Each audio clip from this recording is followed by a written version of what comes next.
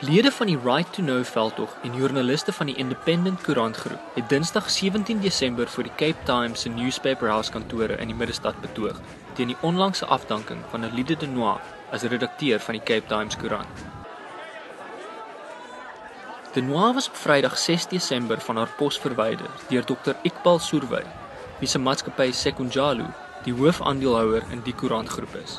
So a demonstration was called today to express our disapproval of the way in which Alida Danau, the editor of the Cape Times, was fired. Dit was tydens hierdie betoging teen De Noir se afdanking wat lede van verskeie ander organisasies, naamlik die ANC, SANCU, die Youth Progressive Forum en die African Chinese People's Friendship Association ook opgeruk het met plakate en 'n blaasorkes.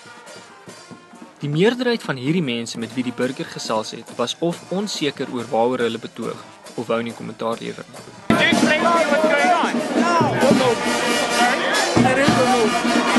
Ask people, the white people like you. The white people like you. Just ask them.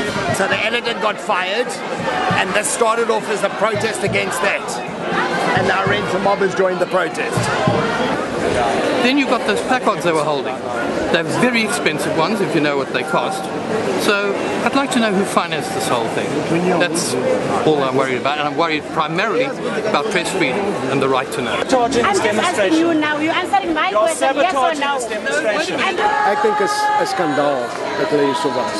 Maar ek dink ons moet nie die fokus wegneem van die protes nie.